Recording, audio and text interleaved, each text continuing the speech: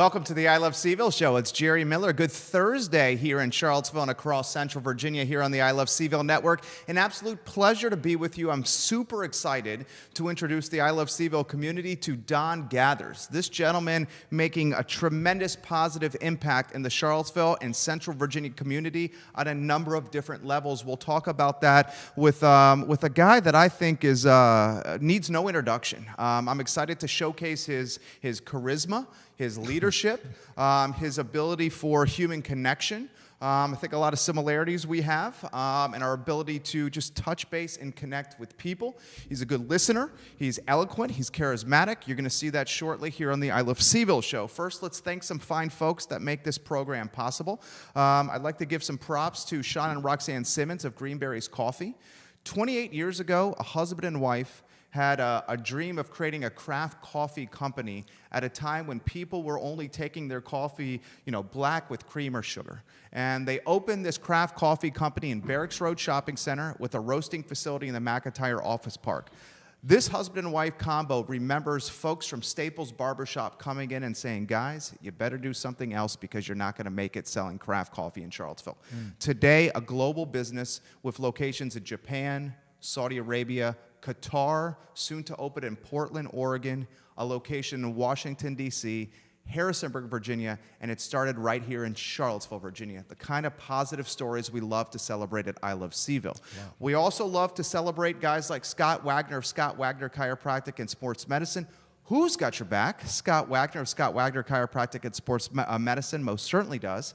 He is improving the quality of life of people across Charlottesville and Central Virginia. I encourage you to give him a whirl if you're feeling any kind of pain. And see what he can do for your quality of life. I think he's going to make it special. It's Scott Wagner of Scott Wagner Chiropractic and Sports Medicine. Guys, if you could do us the favor of liking the show, liking the stream of whatever channel you're watching, and sharing the show through Facebook, that would mean the world to us. Harris Tolber, our director, I think on that note, let's welcome the man, the myth, the legend, Don Gathers, to the program. Don, thank you kindly for joining us. Thank you very much for having me, Mr. Miller. Please, it was our pleasure. You were looking sharp. Thank you. I like, what, it takes and I also do the same. It takes a confident man with swagger to pull off pink, and you have done it very well today. I appreciate that. My wife typically doesn't enjoy me wearing pink, but every now and then she lets me get away with it. You're looking good, man. You're looking good. All right, we will start open-ended. How are things going? I think one of the $87 million questions in Charlottesville, Virginia, and I think you probably hear this constantly, is, Don Gathers, how is your health doing, sir? First of all, again, thank you for having me, Jerry. Sure. The Lord has blessed me immensely. I just was pleased to enjoy and celebrate 60th birthday a couple of days ago. That's awesome. Yeah, and right now I'm just trying to follow the doctor's orders. Many people know, many may not know, I actually suffered what the doctors told me was a heart attack back in October the 14th of last year. So right now I'm just trying to take things at a slower pace and do as they instruct me to. Had an appointment just yesterday, actually, where they read some more tests, and we'll just see what happens from that.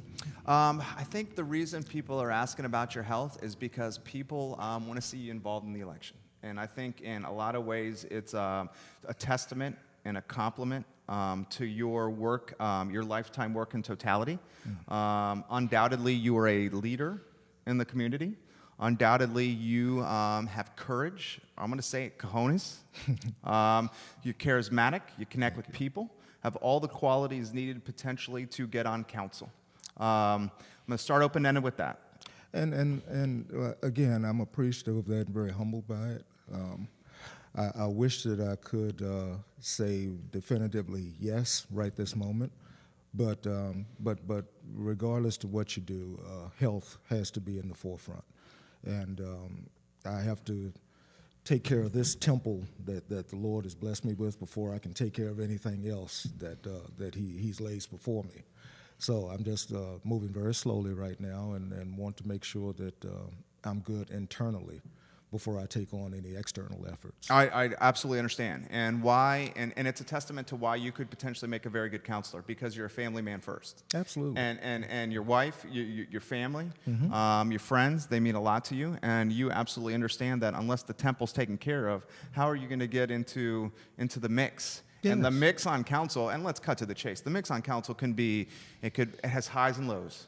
It could be a dogfight, it could be adrenaline rush, but it's every emotion in the spectrum. Yeah, and it's work that's very much necessary and needed, taking care of the community and the needs of the community.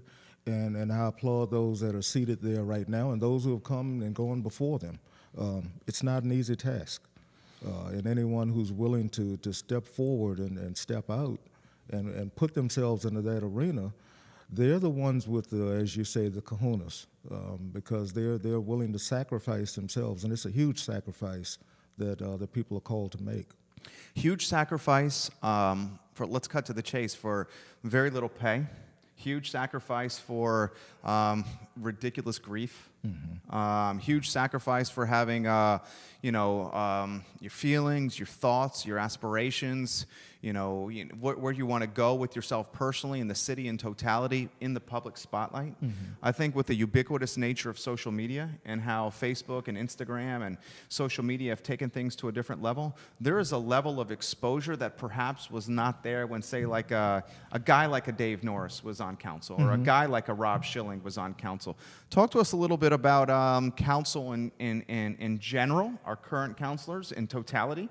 You are active at the meetings. Your voice is heard. It resonates. It is a voice of importance, a voice that is needed. What are you seeing firsthand when you go to these meetings? Starting to see somewhat, at least on the surface, a shift. The angst and the animosity that appear to be there doesn't seem to surface as much as it used to, either through the meetings or through the seated councilors themselves. It seems to be becoming a more cohesive group, and they're really all about doing the work that the citizens elected them to do. I think that each one of them individually and collectively truly have a heart for what's best for Charlottesville. They just have different avenues that they seek to go about doing what's best. Comments already coming in. I'll relay one of the positives. This one from Abby Tenenbaum Guskin. Abby says, "Have no fear, Charlottesville. Don Gathers will always be making sure he's involved, even if he's not sitting on a seat on council. He's very much involved in a community and one of our key figures in Charlottesville, Virginia." You loved, I mean, that's great stuff right there. Yeah, and I appreciate that. Abby is a wonderful sister. She surprised me the other night at a little birthday celebration, she and her husband. It's just good to be able to reach out and meet so many people that I have throughout this walk, this process that God has blessed me to do. Guys, if you have questions, comments, anything you want to throw to Don Gathers, I'm happy to relay them. Make sure they're respectful and appropriate, please. Any channel that you're watching across the I Love CVille network, just drop it in the chat box and we'll pass those ideas on to Don. If you can like and share the feed, that would certainly mean the world to us here at the I Love CVille Show. It further spotlights Don Gathers and our guests. Talk to me a little bit about, you launched at Cardinal Hall with Michael Payne. Right. Tremendous fanfare. Yes. So much excitement. It must have been a roller coaster 48 hours for you, huh? Well, it was painful. It wasn't even 48 hours. It was actually that same day that I received that news, just several hours before the actual event. And I guess that's why I was hesitant about if I offered any resistance about coming on with you, because I'm not really doing anything. You've got so many wonderful candidates that have announced and that are out there and that are willing to and ready to step forward. And I just want the spotlight to be shined on them and their platforms and what it is that they hope to accomplish. How about, what would you feel compelled to enter? Why'd you feel compelled to do it in the first place? What was it? What was it? The timing? Was it the post day 12? I've been so influenced post day 12. It's the mission, and it was the inspiration of this show. Yeah. I was here firsthand. I saw sin and hate that I'd never seen before. And a lot of retrospect, I wish I hadn't seen it. Yeah. I hadn't been able to get a lot of it out of my mind, but at the same time, I knew that this was going to be in history books moving forward. And as a father, and as someone that, wanting to launch and have a family, that I wanted to be able to share with my family and all of my kids that I was there. This is what I saw, because that was important to me. Talk to me about, you were there firsthand. Why don't we start that? What did you see? The ninth gate of hell opened that day, and Satan and all his demons came marching through. And it's as you said, it's something that for those of us who were actually here in the middle of it, you can't unsee it. It's just forever burned and etched in our memories. And you just saw all manner of evilness and wickedness unfolding right in front of you.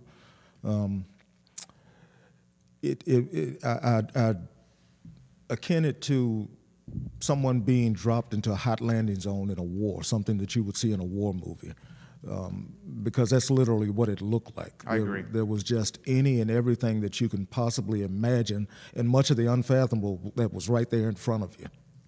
What scared me, I was walking, I was over at ACAC in the morning, and then I walked over. And as I was walking over, I saw machine guns, and I saw military fatigue, the military uniforms.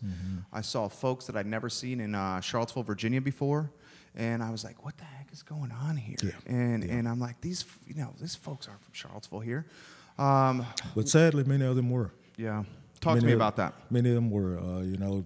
Many people say that what we saw here, what was portrayed here that day is in Charlottesville, but in many ways it is. Please tell me what you mean by that. Well, many of the folks who were here, and they came from all across the country, and as we can tell, as far away as Alaska.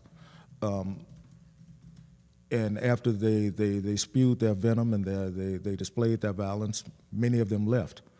However, many of them are still here. They're that same ideology, that same hatred, that same evilness and wickedness that was here that weekend was here before and continues to be afterwards. That weekend just pulled the Band-Aid off a very, very large scab that has been here in Charlottesville for a while. So that leads me to Mayor Walker's quotes in the New York Times. I mean, you talk about courage. And she's caught some flack from that. And it's, and that's the thing about politics is like the tough aspect about politics is no matter what you do, half the people are going to dislike what you do. Yeah, if you're lucky if you only settle a half. Right. I know. It's so tough here. She says, and I'll paraphrase and throw it to you. Okay. She says that on the front page of the New York Times, the world's newspaper, that Charlottesville is, paraphrase, an ugly to the soul kind of place. She also had some positive things to say about Charlottesville. Some folks said, props to Mayor Walker to putting the spotlight on this, because it's a spotlight that needs to be put on. Yeah. The flip side of the coin, and then you jump here. The flip side of the coin is perhaps the mayor should be representing the community in totality, in its full form, in a positive spotlight. Your thoughts on that, Don? I love and admire my sister, Mayor Walker, and for the job that she's doing and is trying to do. And I appreciate as much as anything her honesty. She ran on a platform of unmasking the illusion, and she has continued to try to do that. She has not pulled any punches. She tells it like it is. You know always where you stand with her. She and I don't always agree, but we figured out how to work our way through those disagreements. I tend to be hard-headed like she is on some things, and that's good, because the transparency that she's brought and continues to bring is very much what was needed and what's been missing here for a while, I think. So for her to open up her heart and let that spill out, while it may seem like a punch to the gut, it's very much what she feels and what very many people feel. Let me get to some comments. You got your popular guy here. A lot of folks, connecting with what you're saying. Zy Bryant says, "Thank you for your hard work, Don. No, you're much needed." When I grow up, I want to be just like Zy. God bless her. She is the quintessential young lady that everyone should want a teenage daughter to be. We have served on many panels together. And I'm always amazed at her insight and what she brings to the table. And I just pray for her, and I look forward to what God has laid out for her in her future. David Gonzalez, Donna is what we need at this time. Strong leadership, humility, and concern for others is what we desperately need now. From David Gonzalez. I appreciate that, David. Another good friend, and truly one who once again speaks what he thinks. You speak what you think. I try at this point in life and through my walk of faith to try to temper it so that I'm not spiteful or hurtful towards anyone. Talk to me about how important your faith is. You have a Bible here on the table. I'm a God-fearing man. You're truly a God-fearing man as well. Faith in 2019, some folks feel faith is something that it's not broadcasting. Other folks say, if you're a God-fearing person, if you're a man of faith, if you're a woman of faith, doesn't matter what setting you're in. Talk to me about your thoughts. The struggle is real. No question about that. And nothing happens by accident. I see the Lord in everything that unfolds around me. Thankfully, He was here with us on that weekend of A11 and A12, because without Him and without that walk of faith, sadly the body count, if you will, could have ended up being much worse. Could have been much worse. Yeah, because these people came with their AK-47s, their AR-15s, their 9mm. They came with their Bowie knives, their machetes, their lead pipes, their sticks, their baseball bats. You were here just up down the street. They were throwing bottles full of urine, bottles full of bleach, cans full of concrete. And they did this under the auspices of coming for what they deemed to be a peaceful rally. God help us if they had came with some evil intent then. Right. I mean, you're so right. Keep going, please. It's sad, and it reveals the necessity to always stay prayed up. The Lord allowed that to happen here in Charlottesville for a reason. We still don't know what that reason may be, and we may never know. And the beauty of faith is that we don't have to know. We just walk in His light and walk in His will, and we're here to serve Him. Is there any, this is a tough question, and I'm not even sure if it's the right question or if it's phrased correctly, but it's a live show, and I'm going to go with my instinct here. Is there any positivity that could be taken from A12? Yeah, I think so. I think that you've seen a community begin to rebuild and come together. People have gotten involved that probably would have never gotten involved. That's true. They see the necessity to step out and to serve others, and to be that voice that other people aren't comfortable being. The Son of Man was sent here not to be served, but to serve. And if we can wrap our heads around that bit of faith, that mantra, we'll all just be better people. Robert Gray, who's a good friend of this program, JV basketball coach, Charlottesville High School, graduated from Monticello High School.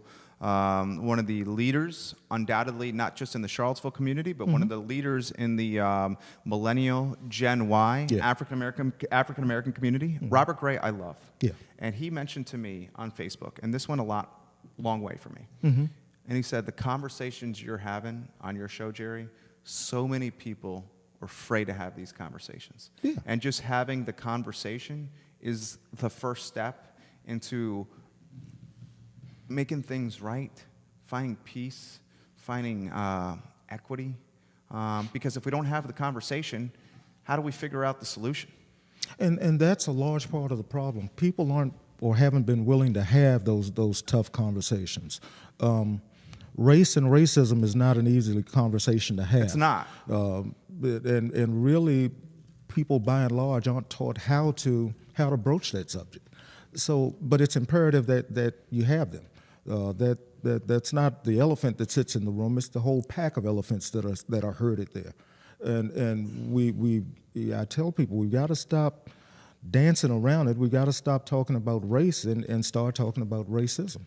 Why? And Michael Guthrie says, Roy Wheeler, CEO, God knew it was going to happen. Charlottesville will be a better because the community has come together in a positive way since August 12th. Thank you, Michael Guthrie, for sharing that. I love Michael. We served together on the Fellowship of Christian Athletes Executive Board. You got a lot of folks watching right now. Why do you think in 2019, with the ubiquitous nature of smartphones, and social media is pretty much a conversation on steroids? It's a conversation that's Yeah, amplified, exactly. right? Yeah. It's this times 1,000. Mm-hmm. Why, with the ubiquitous nature of social media, why is the conversation about race and racism still so difficult to have? Because people still are busily talking at each other instead of talking to each other. A conversation mandates that there's some listening that goes on. And by and large, people haven't been willing to do that. We get tunnel vision, and we get focused on what our viewpoint is, and devil may care what someone else's opposing viewpoint may be.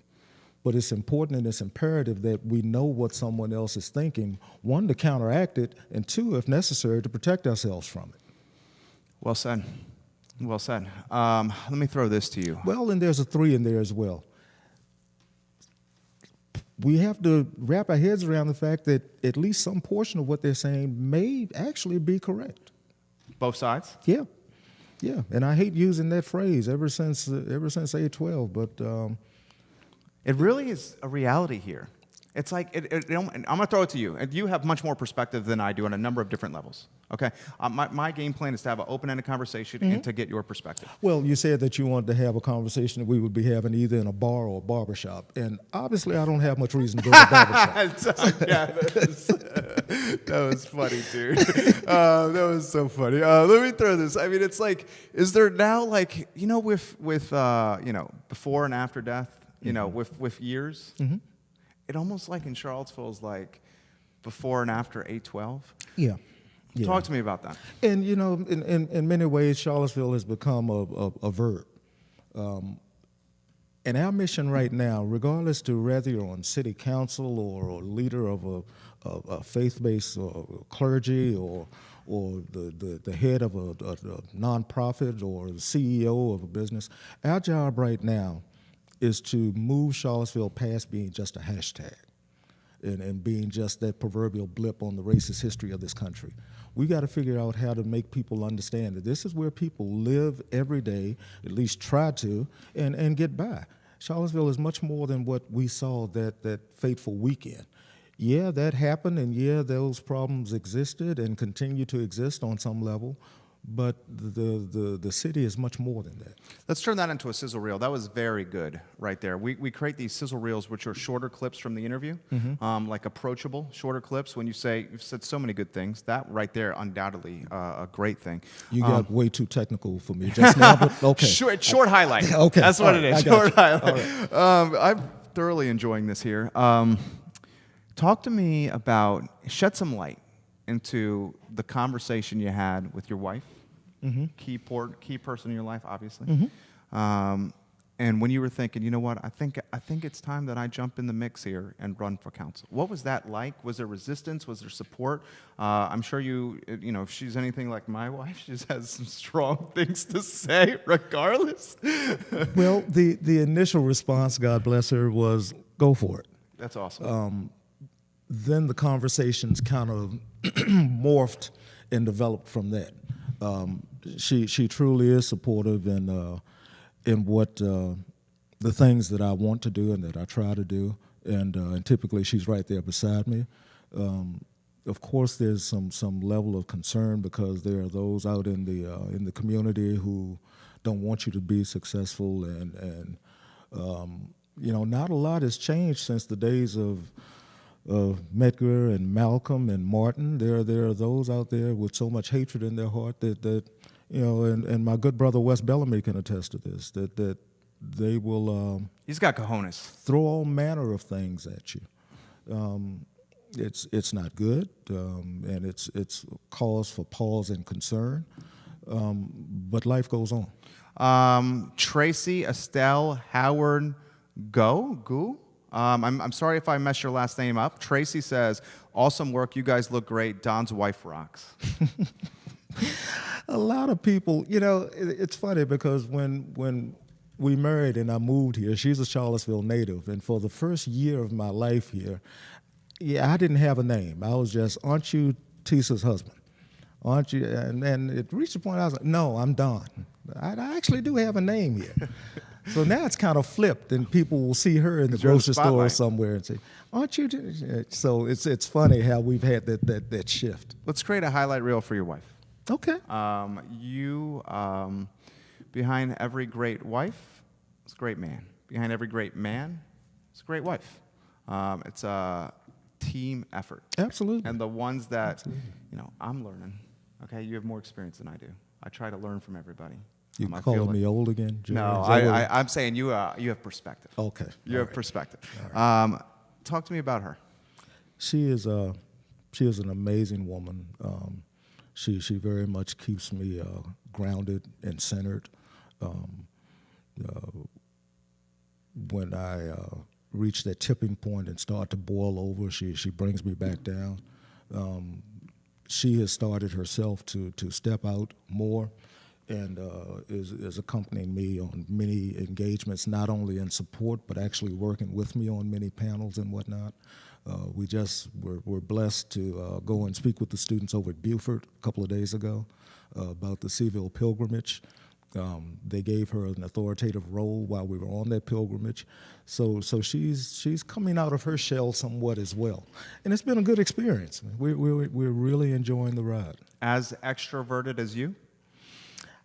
You know, you're an extrovert. I absolutely am not. Really? I would never have guessed that. I am an extrovert when necessary. Okay. But otherwise, well, you're good at it. I will just as soon just wrap myself up in a blanket and sit with her and my dog and just in front of the TV. Yeah. But when necessary and we're called upon, yeah, I can be that person. How about the comment of keeping you grounded? From my perspective, I'm a macro, big picture. I'm a dreamer, visionary. Mm-hmm. I like to pursue big ideas. Yeah.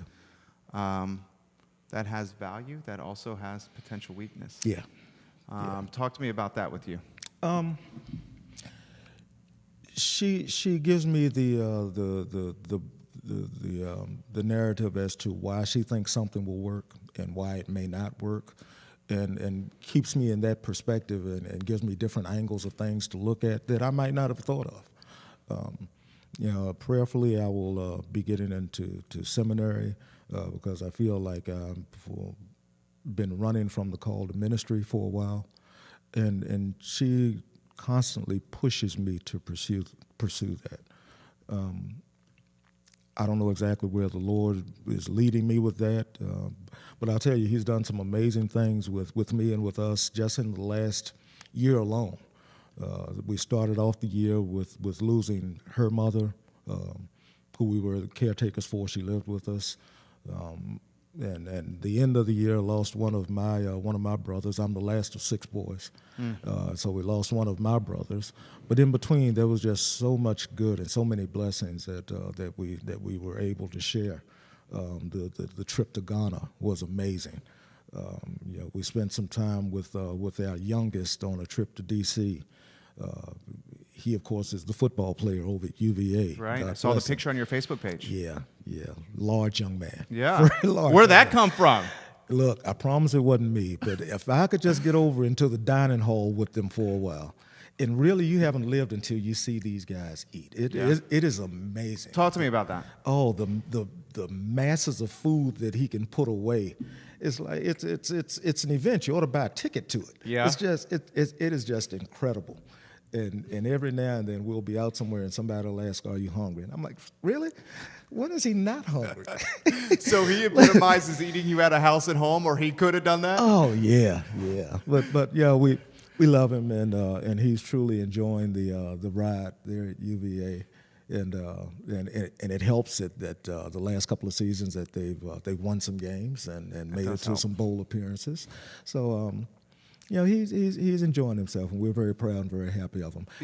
Our middle son, we actually have 3 sons. Uh-huh. Our middle son just in August moved down to Atlanta. Cool. With his family, with the 2 grandbabies, and his music career is starting to take off down there. He's a rap artist of some local fame here. And my oldest boy is down in Richmond in a supervisor of management position with Food Line. That's awesome. Yeah. Courtney Commander says, "Hey Don, you look great." Thank you. Thank you, Courtney. You remember those days when you and I could eat anything we wanted at any time of day? It could be 2 in the morning, and we wouldn't have to worry about nothing. Yeah. We wouldn't have to worry about the pants. I still sneak and do that now. Yeah? You like some late night food? Oh, yeah. What is your go-to? Potato chips and cupcakes. I love potato chips. I could eat a whole bag. And my problem is that, you know, as I said, Mama had 6 boys, so she made sure all of us knew how to cook. And there's nothing like getting in the kitchen by yourself and just throwing stuff together. Well, we all bake. As a matter of fact, I have a cake to bake for a neighbor at the end of this week. So the wife can come home, and depending on work schedules, dinner is done and laid out. She doesn't have any concerns other than where to put her feet behind what table. That's awesome, dude. So you got skills in the kitchen. Yeah, I can mess up some stuff now. Tell me how you and tell us the love story. Now, depending on which one of us that you get this story from. Why would it be different? Well, she has a version. I have a version. Okay. I actually was I refereed basketball on the high school level for over 30 years. Okay. College for, I don't know, 20 or so. But I was refereeing an AAU tournament that her son was playing in. And happened to notice her in the crowd, and we just kind of went from there. I won't give the version that I put out there without her being here to offer her version. Okay. But yeah. So you saw a pretty lady in the crowd. Yeah.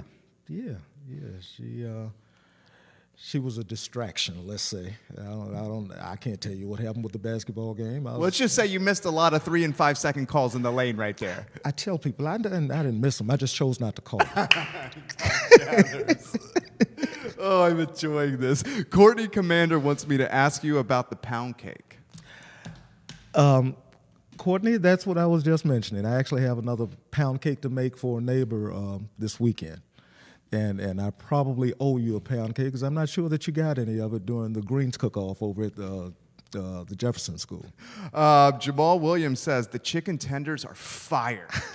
Talk to me about that. What's Jamal saying? Jamal is the middle son, and that's the one down in Atlanta. How are you, young man? Jamal told me one day that we don't even have to go to a Chinese restaurant anymore because I can throw together some nice stir fry. I just enjoy getting in the kitchen and cooking. And again, that's probably part of servitude.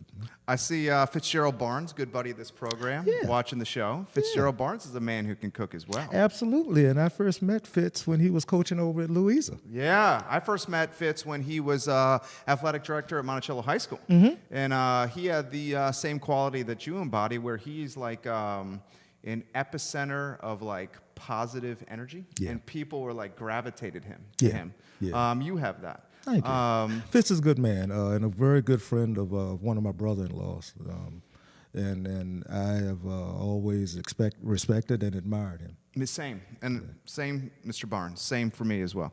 I'd like to throw. Man, we have a lot of questions coming in for you. We will get to your questions, guys. Put them in the chat box. I'm happy to relay them to Don. We're 36 minutes in. It's felt like 3 minutes. Wow. A testament to you. Thank you. Talk to me a little bit about, if you get in the race, and a lot of people hope you do, and we talked about I Love CVille, supporting that effort. Some of the things you stand for. If I had a platform, if you will, it of course would be along the lines of many of those that are already in the race. Affordable housing is, of course, the number one topic that we have to focus on. And that tree branches out to affordable home ownership as well. So the New Hill organization, the Heralds in Star Hill. Yeah, they're doing. I pray that they will be successful in their endeavors because that effort is a long time coming. Actually, pushing minorities to the forefront. They got $500,000 from the city. I also hope that's successful. Yeah, because playing devil's advocate. If perhaps it's not, that could be trouble. It could be, because it would set us back for years to come, because it's taken so long for us to be able to get to that particular point. We have to be wary of any development that comes through, though, and what it may do to the existing neighborhood and those that exist already in the neighborhood, especially the elderly that in that neighborhood. I've seen so many projects that come up that the neighborhoods end up getting what I refer to as backdoor gentrified. Talk to me about that. What does that mean? Well, it's not where the government actually comes in and secures the land directly themselves. But what happens is the developer will come in, develop an area, and for those properties that already exist in that area, of course, it drives up the property value, which drives up the taxes. And to some points where people aren't able to afford to live in the houses that the families have been in for generations. So they're forced to move out. The developer then has more property and more land that they can purchase. And as I say, I just refer to it as backdoor gentrification, because you're still achieving the same goal, but not as vociferously as you would have. We certainly saw that in Belmont. Yeah. I worry about, and I'm going to throw it to you, I worry about Fifeville. Mm-hmm. I worry about Star Hill. Mm-hmm. We already saw what happened with the 10th and Page quarter. Yeah. 10th and Page quarter is not choosing my words carefully, but please correct me if I'm wrong. The 10th and Page quarter has a lot of folks living there that aren't true to the neighborhood, perhaps. Yeah. Is that fair? And that was a very gentle and PC way of putting it. Historically, some of the families that are there now would not typically be who you would have expected to be in that area. And a large part of this is we've got to make a better neighbor of UVA. We've got to get them to understand what they mean to this city and to the community, and get them to really buy in on some things as far as housing, as far as transportation, as far as regional transportation, as far as parking, because so many times you drive them out because they don't have adequate parking either at the university or at the hospital, and that pushes them into neighborhoods where people just simply want to be able to park their vehicles in front of the houses that they live in. Right. And it's not asking too much. Yeah, but it causes a problem because, one, you don't really even pay them an affordable wage so that they can actually live here themselves. So many of the employees live out in Greene. They live out in Madison. They live Louisa, out Orange. in Buckingham. Yeah. So we've got to look at how much of that tax base are we losing every day because they're going out once they come back in. They're not spending their money here to grocery shop, to pay real estate taxes. So we've got to come up with some ways to make it affordable and accessible for those employees as well. We have a Gathers watching. Is this your wife? Is her name Detessa? Detessa. Detessa. That's her. She goes, "I'm watching, Don!" Exclamation point. As long as she doesn't start to refer to me as Donnie, I'm okay. Can he tell, Mrs. Gathers, is he able to tell his side of the love story? Would you mind? Can I ask her that? You can ask her that. Mrs. Gathers, if you could give us a yes in the Facebook box, we don't want to step outside. Can you tell? Can he tell his version of the love story? I think she's going to be okay with it. Will you tell? She's watching. You said if she was watching, it'd be fine. No, I said if she was here. Okay, she was here. My version of the story is I was working the game. I got down to the baseline at one point, right where she was sitting, and as I'm coming towards her, I started to get this smile and this wink, and I'm like, leave me alone. I'm trying to work here. Just. She says that if I saw that, I saw it in the spirit because she wasn't doing that herself. I think us guys see some things that perhaps didn't happen. Yeah, but it works for us. It works for us, baby. Yeah, we can make it happen. This is a tough question for you. Basketball coach, high school level. Which Maynard brother was the hardest on the referees? I'm going to say Darren at Western. I used to cover sports for the Daily Progress. Now, I didn't work that much in this area. Okay.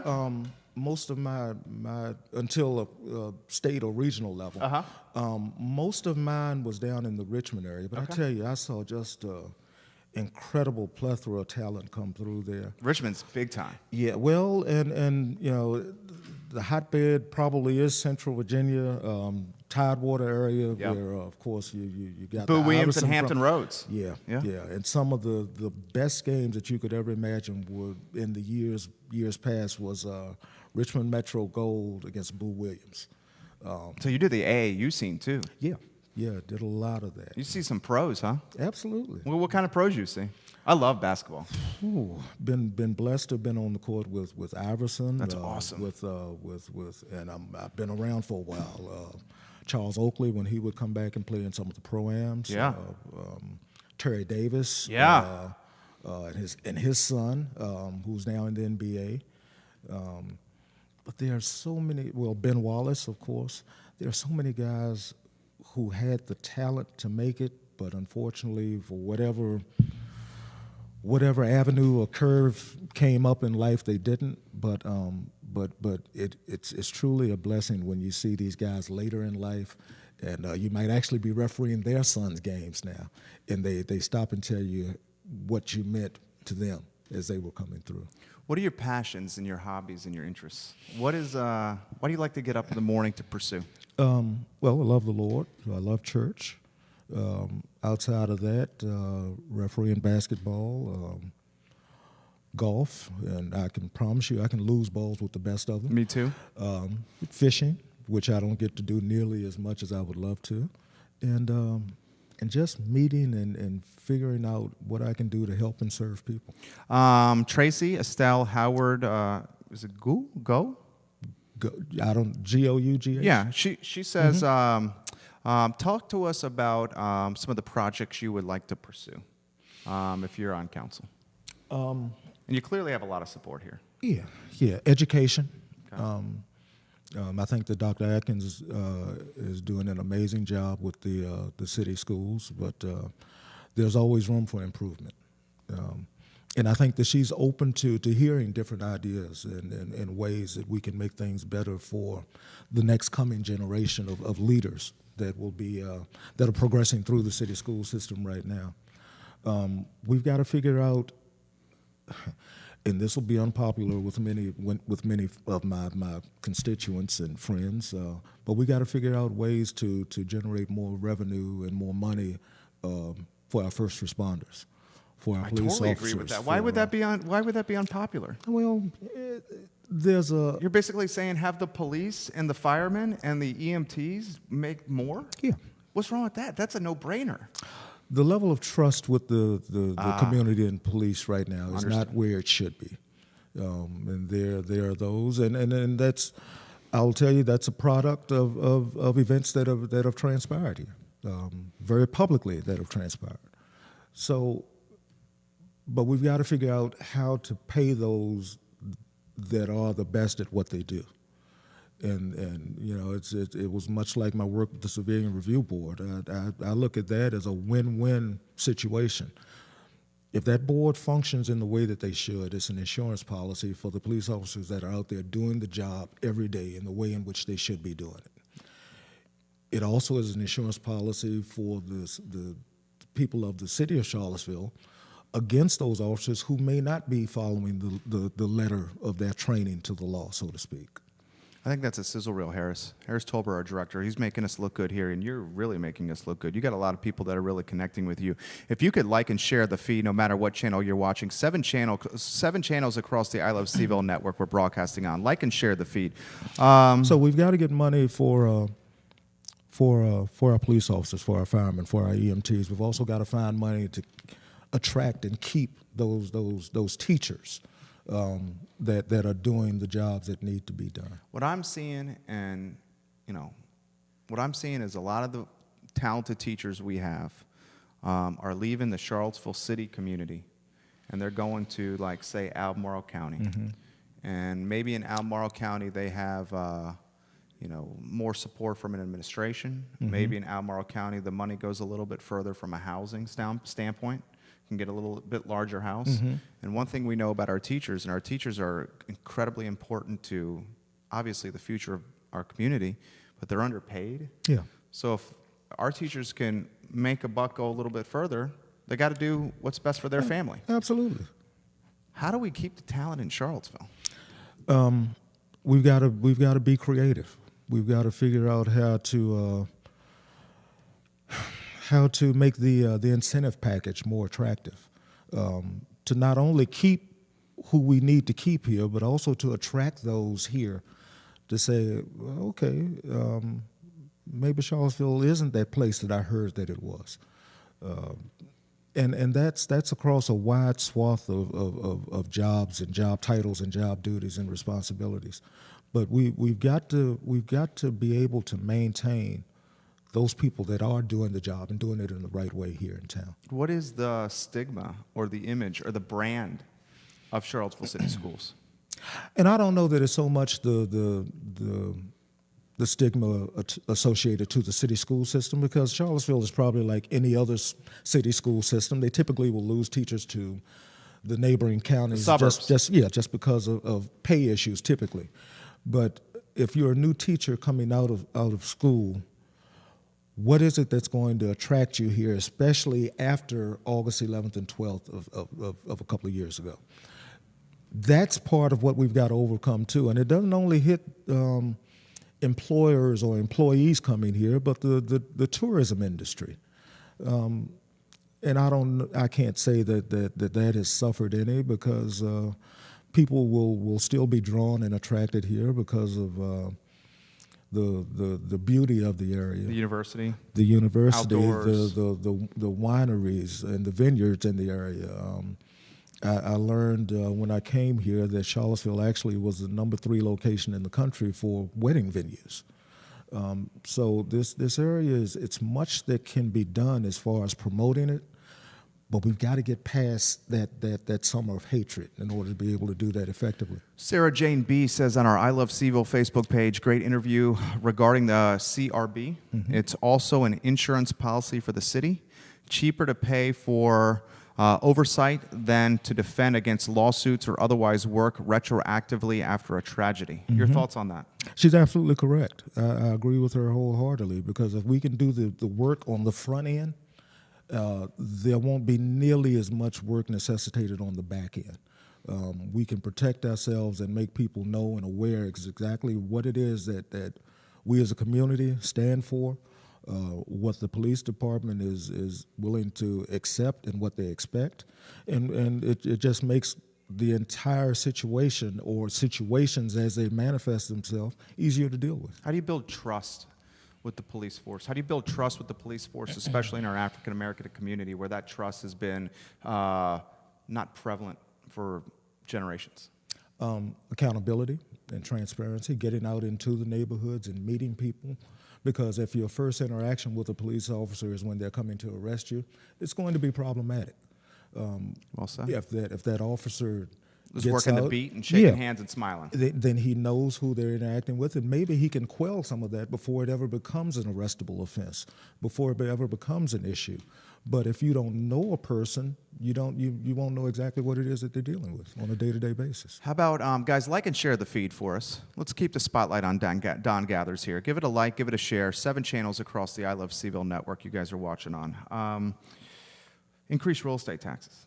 Our interim city manager, today's Daily Progress, proposing an increase on a lot of taxes. Mm-hmm. A lot of folks feel increasing taxes at this time, post 8/12, not the right time to do it. Yeah. A lot of folks saying these tax increases are regressive taxes that straight up impact our most impoverished citizens in the community. Mm-hmm. I am one of that category, but this show's about you, not me. Let's start open-ended on taxes. My real estate assessment has gone up some $52,000 in 2 years. That's crazy. And that's with no structural improvements to the facility at all. How does that make you feel? Again, we walk by faith and not by sight. I don't understand it. I don't know what's gotten us to this point. Let's face it, there's never a good time for any tax increase. Never. But what exactly is it that this expenditure or these additional funds is going to go for? Yeah, I just threw out a lot of things as to what they're needed and necessary for, and maybe if those items are on the table, then people can understand it and wrap their heads around it. But tell me exactly what it is, where in the budget these additional taxes, this additional tax revenue is going to be pointed towards. We still need to look at city staffing.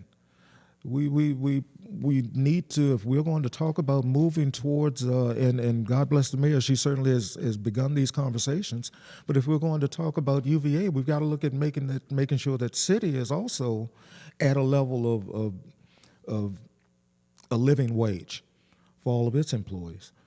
So there's some crazy stat out there, and I'm paraphrasing a little bit. Do the research, please, yourself.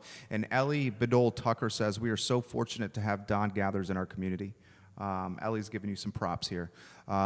Thank you. There's a stat about Charlottesville city employees and the ridiculous percentage of Charlottesville city employees who are unable to live in the city of Charlottesville. Exactly. It's like 70%. Yeah, yeah. Because, again, you just simply can't afford to live here. A single person, especially, I'm not sure how they make it, much less a single parent. I mean, it can be devastating when those bills start rolling in every month. So, I mean, there are just many things that we've got to take some hard and serious looks at, and if we're talking about strictly tax increases, please explain to the people where those monies and those funds are being directed to. I think that's fair. Why isn't it happening? We're as a community, as citizens, I don't think we're doing a good enough job. What, Post asking 8/12, the questions? Yeah, and holding our leadership to the fire. The issue of transparency continues to come up, and we've moved forward on that a lot. There's still a lot of room for other improvement because, let's just face it, we still find out about things at the last minute as they're about to be implemented or after they've already been implemented. Which I don't understand. And I'm, just talking out loud here. I mean, it seems like such a no-brainer to me that transparency and this is where the money's going to go. I mean, it seems so, in a business like I run them, this is what I'm going to do with your client advertising dollars. This is the ROI that you're going to get from these client advertising dollars. We're an advertising agency. It's so obvious. I just don't understand it, Don. And I wish that I had the answer, but I've never had a problem with saying, I don't know. That actually frees you up from a lot of stuff. Sure, because...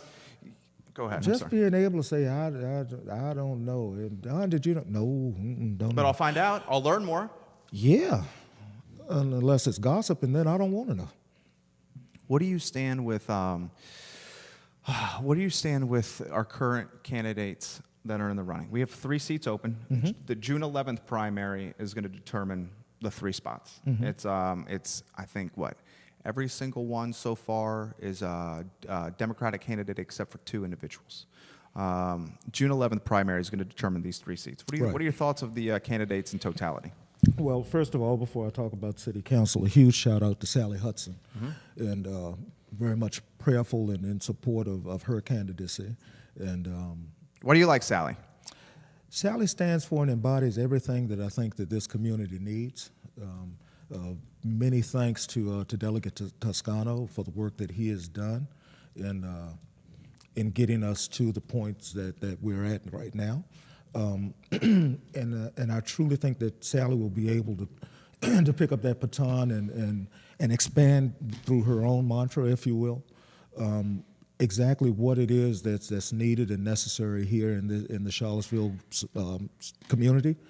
And I very much look forward to her candidacy and her work down in the State House in Richmond. Of the announced candidates, of course, I'm very much in the camp of Mr. Payne. You guys did what's it called, a co-ticket? Running mates, yes. Yeah, running mates. Yes. I'm very much in support of him. He's an incredible young man, and gives that vital. He's watching now. Gives that vital blood that I think that council needs, and the voice of someone from a young perspective, and he's very sharp.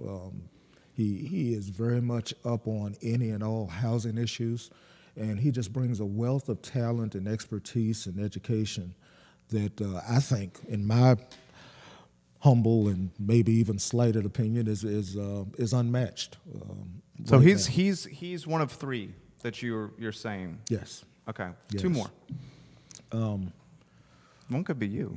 Well, we'll see. The Lord's willing. We'll see what God has for me. Jeremiah 29:11 says, "I know the plans I have for you, saith the Lord. Plans to prosper you and not harm you. Plans to give you hope in the future." And whether that's through a seat on council or not, I'm trusting that. I will go off script and say that someone who hasn't announced, I'm very much hopeful will get in the race. I'm hearing a lot of scuttlebutt about this person, high-profile person. Yeah. Has not announced, is on the fence. Yeah. Can you give us any insight? I can't. Okay. I can't. I'll respect that. But, because typically I honestly don't know myself. If I knew, I would say, no, I can't tell you. I'm hearing the same. Yeah.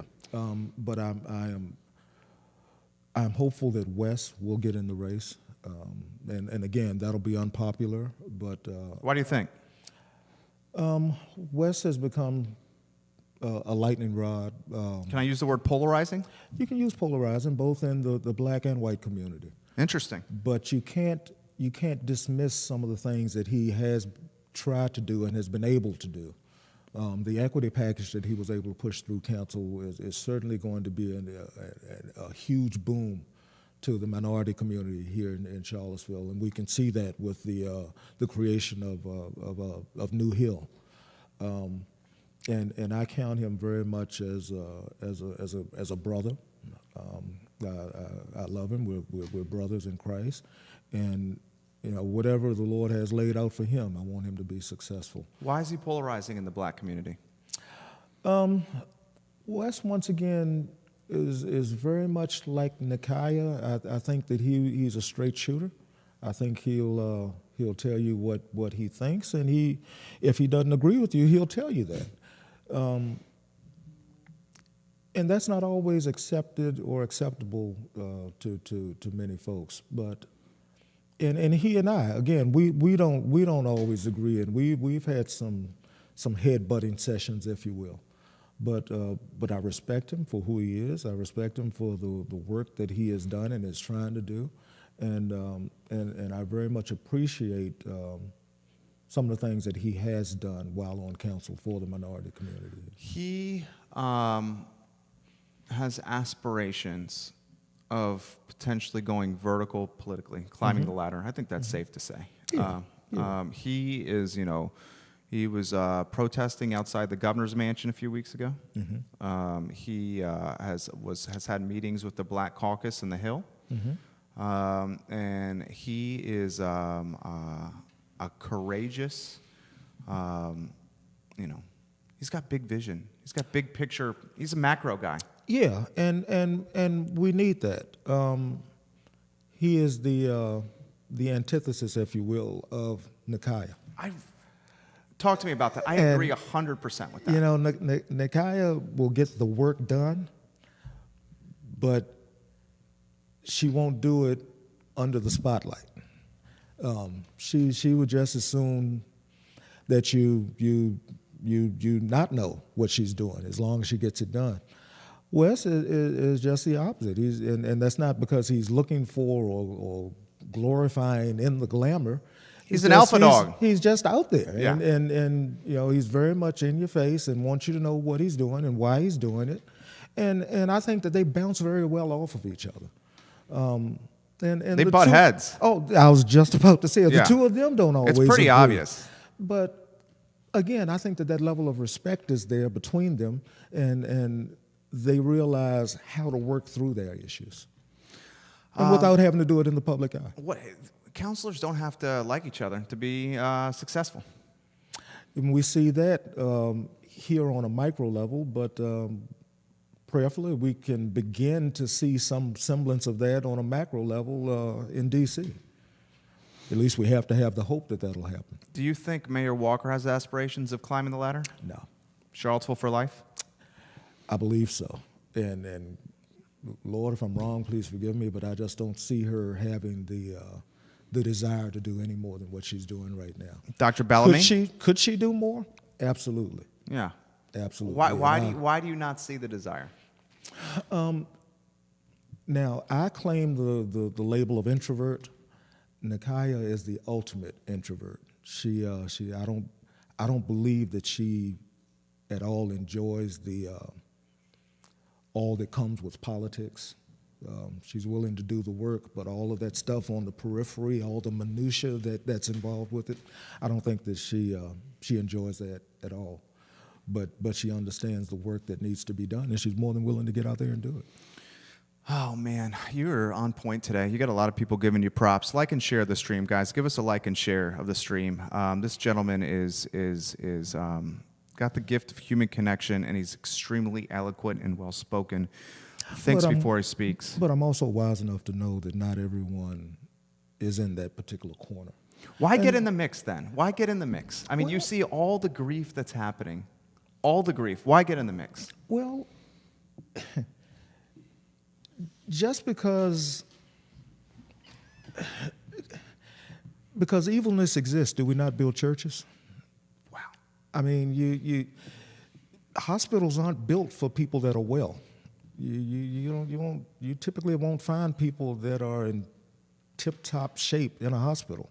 Same thing with churches. They're built for those who are sick internally, and they need that rescue, if you will. They need someone to come and pat them on the shoulder and say, "Look, we'll get you through this." I sternly believe there are three phases of life. Either you just come out of a storm, or you're in the middle of a storm, or you're about to go through a storm. And I tell anybody, if you're going through a storm, for God's sakes, keep going. Don't stop. There's a rainbow on the other side somewhere. So because there are obstacles, because there are hurdles, because there are speed bumps, that doesn't mean that you don't get over them. Now, you don't have to go charging up every hill and die on some of those hills. Some of those hills, you can just go around them. You don't have to take them at all. And that's what I've had to learn here after my episode in October. I don't have to go to every fight that I'm invited to. We have 4 counselors, 1 delegate, and 2 delegates that are potentially 2 delegates that want to be delegates running, watching right now. Oh, number of people. Every one of them. Number of people watching right now. Sarah Hill Buchensky wants me to relay something to you. She talks about your practicality. You're practical man here. She says the government is not a business. If it was a business, it would have gone under a long time ago. Talk to me about that. In reality, that's correct. And it's not a business, but in many ways it has to be run as a business. When you're talking multi-million-dollar budgets, you have to look at the big picture on a daily basis and figure out what's best long range on the business side for the business, and a good CEO will say for his employees, and the same thing on the political side.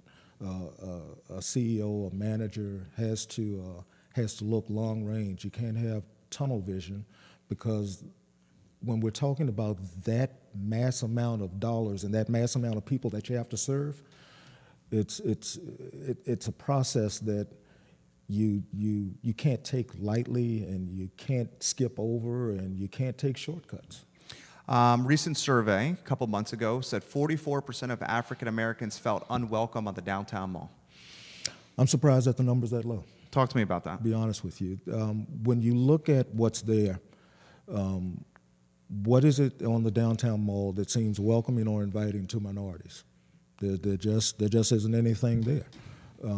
Why? You know, the occasional event or... Occasional event at the anteroom. Anteroom's no more. Well, the occasional event at the Paramount. At the Paramount, okay. The occasional concert at the Pavilion. You might run across something at the Sky Bar, but there's just not enough to draw minority inclusion. I don't have a clue what, if any, the percentage of minority-owned businesses are down there on the downtown mall. It's not many. So you got to have something to make people feel welcome and wanting to come. and you just can't have enough events there to draw that type of number. So you've got to figure out different ways. Like and share the feed, guys. Like and share the feed. Offer a comment in any of the 7 Facebook pages streaming this show. If you have a comment, I'll relay it to Mr. Gathers if they're appropriate and respectful. What should be done differently than downtown? Because something's got to change. I mean, if roughly half the African American community, and you've said it's higher than that. I mean, I think you're probably right. In fact, I know you're right. If so many folks do not feel welcome downtown, something's got to change. What do we do? Well, we got to change the mindset, first of all, and make people want to be open and warm and friendly and fuzzy, and make people feel welcome and respected. Well, when they come to the shops downtown, we've got to do something with the homeless population that exists downtown. I get a lot of grief for you go ahead on that. And I get a lot of grief for talking about the homeless population downtown. I apologize for interrupting you because you were mid-thought. No. I'm going to come back to that. Show is yours, sir. No, and I say that to the effect that we've got to figure out some of these empty, vacant buildings, what we can do with them to try to work towards solving that situation. People aren't homeless because they want to be homeless. Right. They're homeless because of situations that life has thrown at them. And in a republic, which is what we are, we're much more of a republic as a country than a democracy, because in a democracy, the majority rules. Obviously, that's not the case here in what we have. So in a republic here, it's up to us to take care of the least of those and the citizens who need it the most. So why can't we transfigure some of these empty buildings? Why can't the city purchase some of these things and maybe even sell them for $1 to someone willing to transform that space into a homeless shelter? I mean, we went through some single-digit nights here in Charlottesville.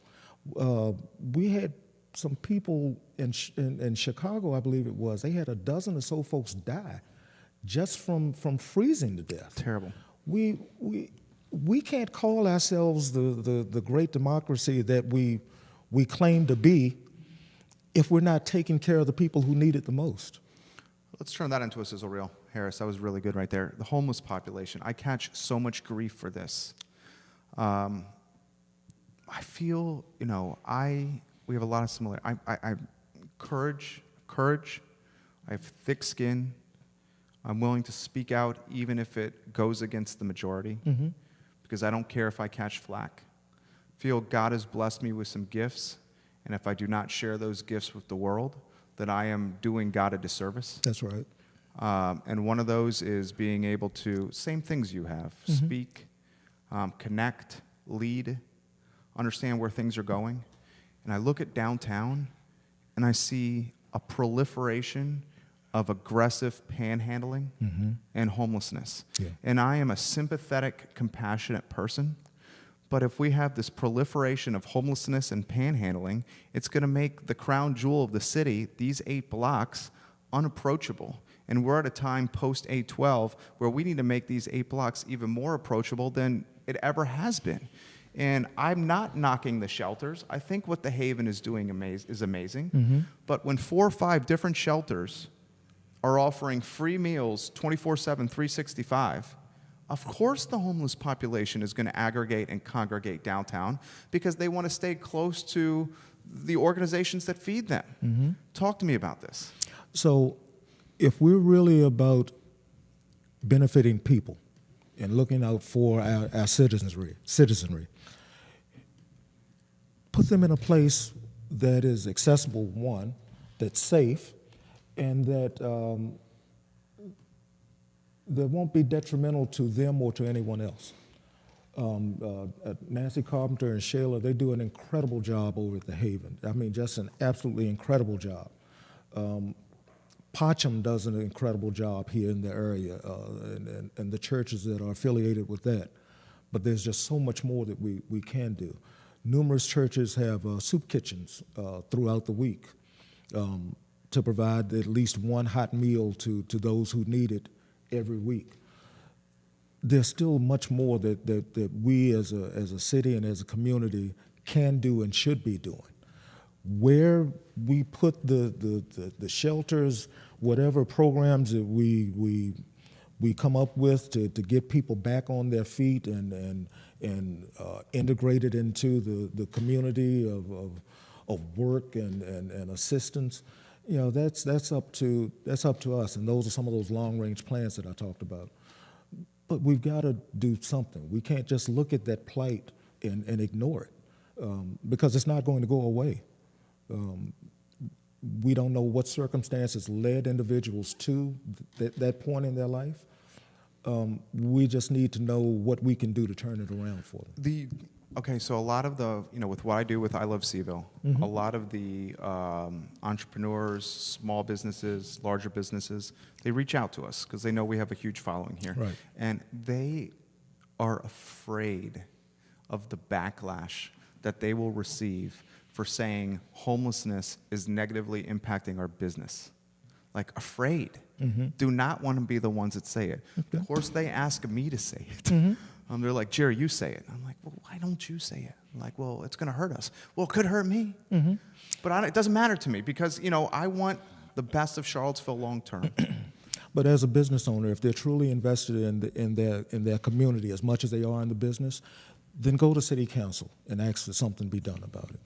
Go to city council with a solution, a viable option as to something that can be done, so that you're not negatively impacted, as they would say, but also so that you're doing something beneficial to those that you say are negatively impacting you. Give a solution, come up with something rational that can be done other than just trying to drive them out of that particular part of town somewhere else. I totally agree with that. Let's figure out what would work out best for both you and the individual so that it's a win-win. And the first step is this.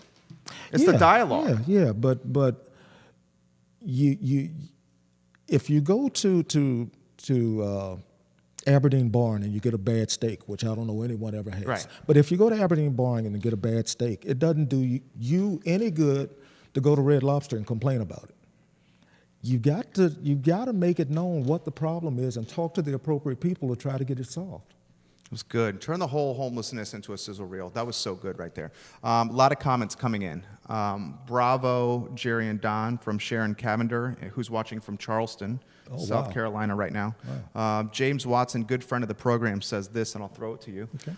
He says, there seems like there was a Occupy Wall Street, which created an Occupy Charlottesville, and lots of folks came to CVille from other cities during that time, and ever since there's been a much higher percentage of homeless on the mall, on the highway, around town, than there was back in the 90s and early 2000s. That much of that is probably correct. I honestly can't speak intelligently about that because I wasn't here then. I did go and participate in the Occupy Wall Street movement, which obviously had some effects. But as far as people coming here and that increasing the homeless population, I'm sure that and not disputing that, but I'm sure if they came here, they didn't come homeless. There may have been some circumstances that evolved after they got here that caused that or created that situation. So again, we've got to look at what do we do to solve that, give people the proper training, give people the proper opportunities, give people somewhere that's safe and warm in the winter, so that they can focus on trying to get their lives turned around. Love it. Good friend of the... If I'm just constantly worried about where my next meal comes from, and if I'll have a roof over my head, if I'll be warm, I can't focus on what I can do to better my life.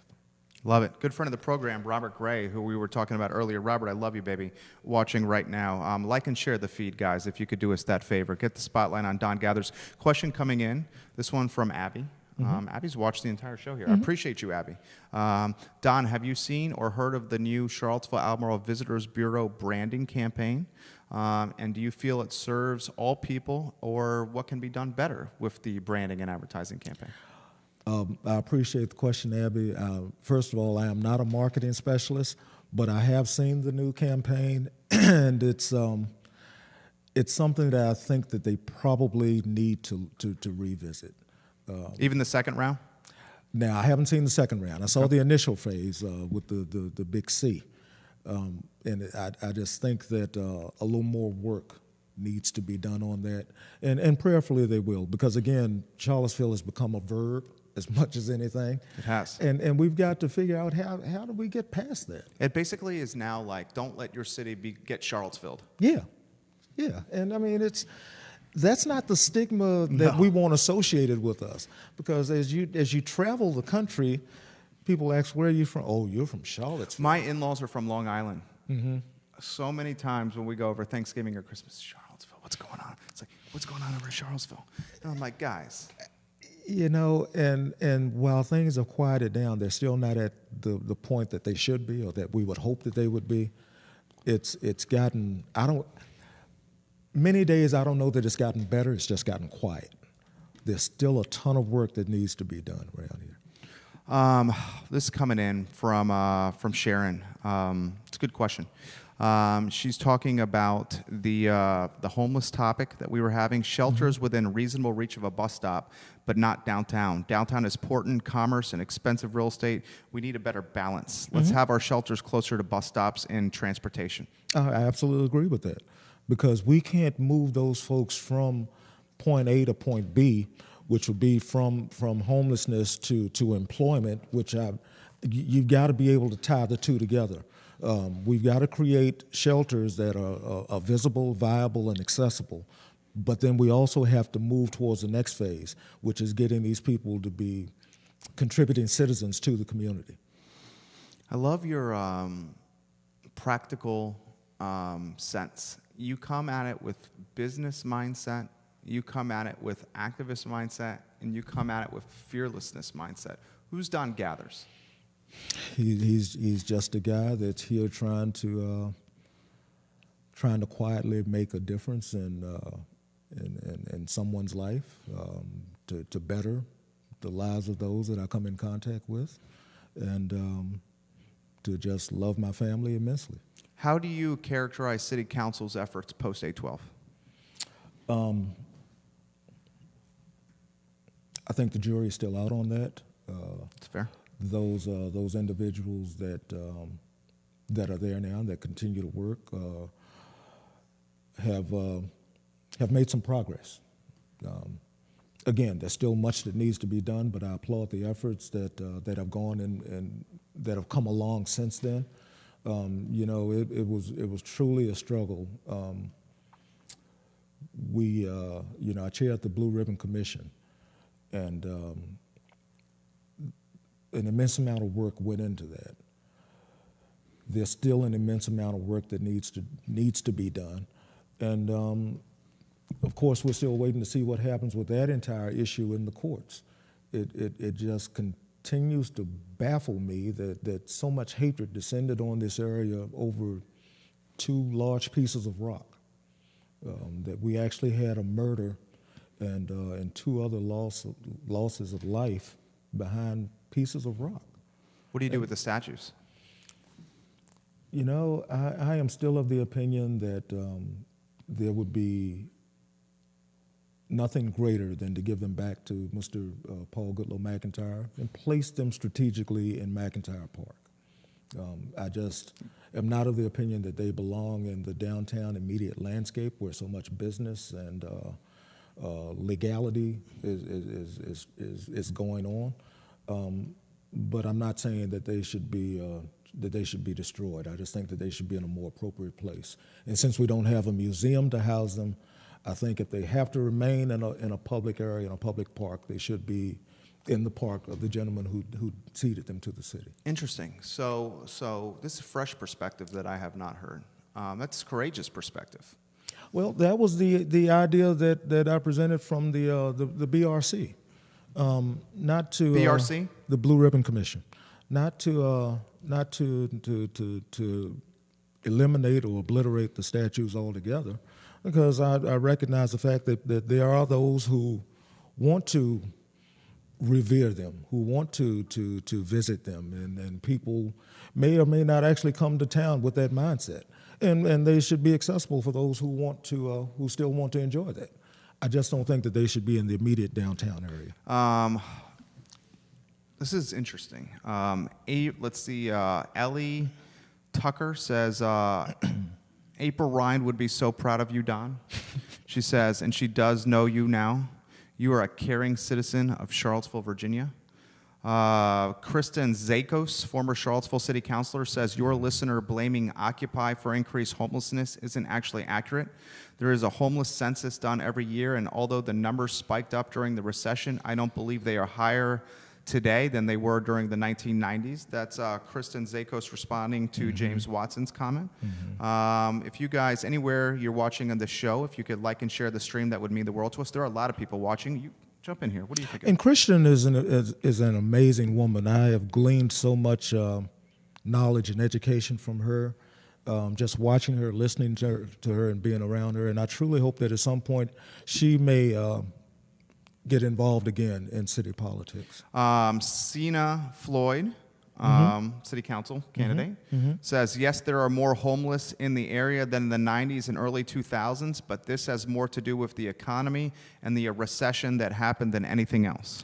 And that's probably completely true, which is why we have got to press forward with an affordable living wage.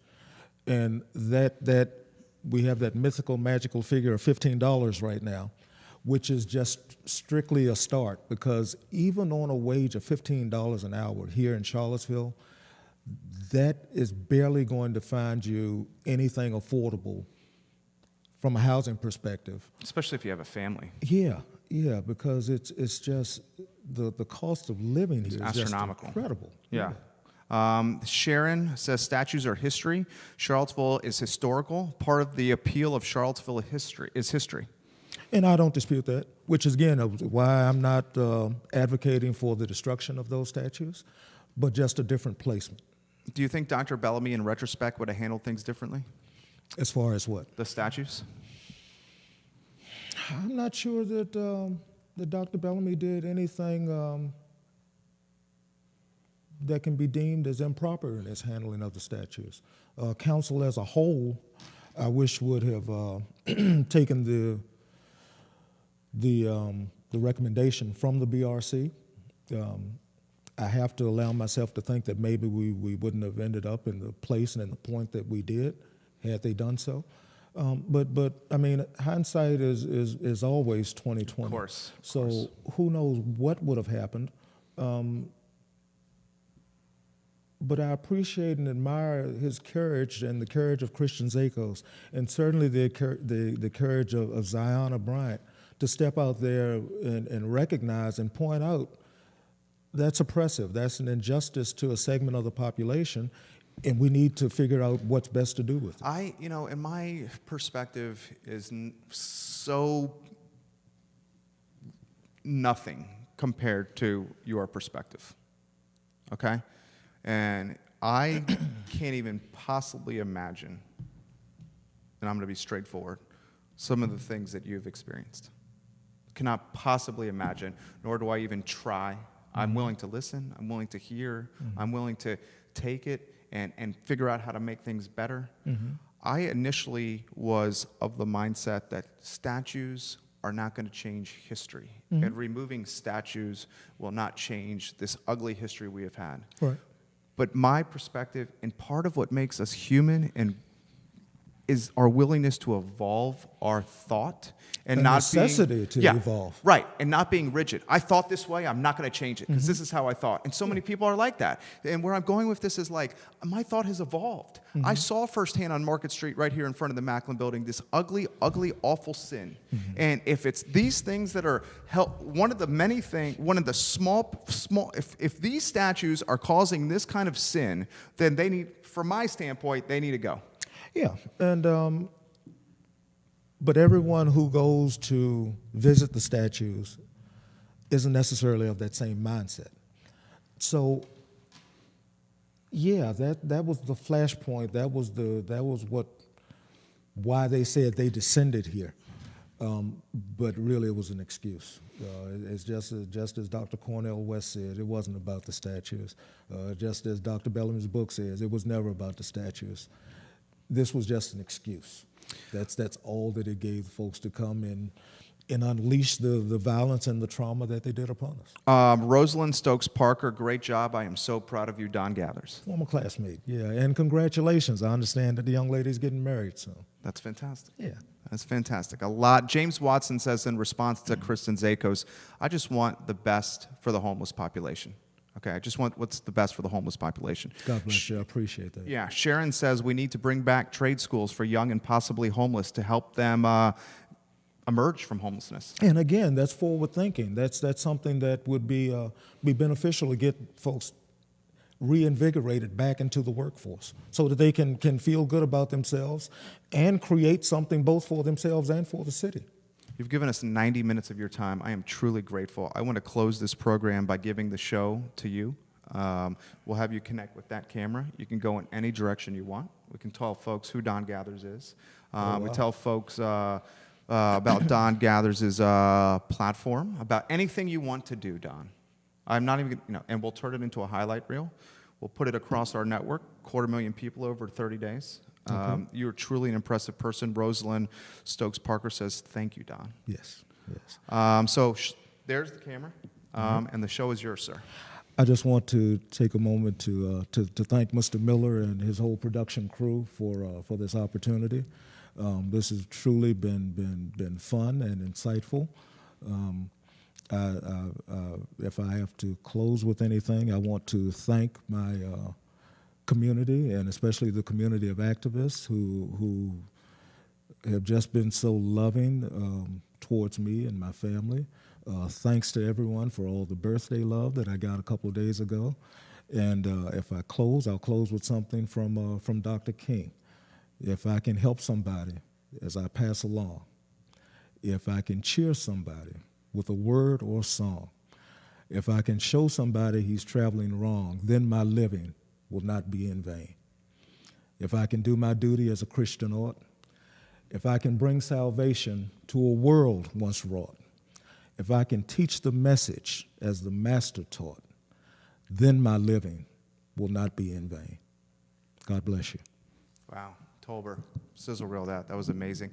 Harris Tolbert, a key part of the show. I like to close the program every time with what he learned as we take a young man and help him blossom here. Yes, on the show. We'll get to you here in a matter of moments, Harris, so if you can have your thoughts ready to go, that would be appreciated. Sharon says, you're a gentleman, Don Gathers. I am a fan of you.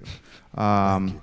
Abby says, your city and people love you, Don. Ellie Tucker says, thank you, and I Don love them Gathers. right back. Tim Ryan says, this has been insightful. I've gotten to know someone who I did not know. Thank you. Ellie says, God bless you. Chris Turner says, God bless you, Don Gathers. Thank each and every one of you. We will let this young man, what did you learn today, Harris Tolbert? Jerry, this whole conversation was just so natural. Had a lot of ebb and flow, had a lot of breadth and depth, and you can tell that Mr. Gathers he just radiates positive energy. He also has a great sense of humor. I was laughing here and there throughout, but also has a lot of profound thoughts on some deep issues. And I had to write down a quote that you said in the interview, which was, if you're going through a storm, for God's sake, keep going. Yeah. And you also said that in life you're either before entering a storm, going through a storm, or you're after the storm, and after the storm comes the rainbow. Mm-hmm. And I think that is what happened with, I think, our community, with A12, Yeah. And when a traumatic event happens in your life, I use the word callous. The community or yourself, your emotions calluses over that issue. Callous is a guitar playing term where, your fingers become tougher to handle the strings, right? Right. And so that's what I was thinking about it. I think it also, when a traumatic event happens in your life, it wakes you up to what's really going on. It's like, you've been idly kind of ignorantly drifting by, and then suddenly you have to focus in on what's really happening. And that's what you were saying with A12. It's like we were dancing around the issue and of racism, and you were saying that it's not the elephant in the room, it's the pack of elephants. And you know, if positivity can be taken out of the whole issue, it's at least that, you know, we have to confront it. We have to have the conversations that can make a change. But I really enjoyed this whole conversation. I was yeah, honestly, one of the most I've enjoyed in an interview. So thanks for coming on the program. Well, I appreciate that. Yeah. But remember, trauma reveals character. It's that proverbial pot of water that boiling water that will harden the egg but soften the potato. So it doesn't matter what it is that you go through. It's how you deal with what it is that you go through. I totally agree with that. The young man over there bringing some. I love it. Yeah, absolutely. Trying to see Very what we're trying to do. insightful. Yeah, you see what we're trying to do. Harris, I appreciate you. Yeah. This is undoubtedly one of the best shows we have done, and I think it's a testament to him. He impressive. I appreciate what it is that you're doing and what you're trying to do for the community, and I wish you all the success in the world. I really do. Thank you. This has been fun for me just as well. Thank you. Thank you. Guys, we close the show the same way every time.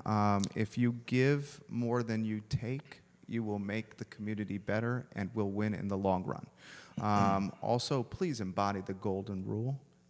If we all embody the golden rule, this community will be even better. Open the door for someone. Smile when you walk by someone on the street. Be kind. Be positive. Pay it forward. Pay it forward. Yeah. Golden rule, guys. Golden rule. My name is Jerry Miller. For Harris Tolber, for Judah Wickower, for Lauren Linsky, for the esteemed Don Gathers. I am truly grateful for your time on the I Love CVille show. We're going to see you tomorrow at 3 p.m., or excuse me, at 12:30 p.m. with Laura Kelly. She's a musician in the area, and she's going to play some original music. And I think Charlottesville and Central Virginia has so many fantastic musicians, and we're going to take this platform and we're going to celebrate them as we continue to put positivity in the ecosystem. That's the whole concept here with the I Love CVille show. I'm truly grateful for your time. I hope you enjoy the rest of your afternoon. Thank you. Thank you, sir. It was fun. It was. I truly enjoyed it. We had I enjoyed how we had a good rapport, dynamic back and It forth. was easy. I thought the same. Yeah, didn't feel forced at all. So. I didn't feel a single forced moment. And I appreciate you over there too, man. Thank you so much. So here's the next step is we get a photo for the package that we'll put together. Oh.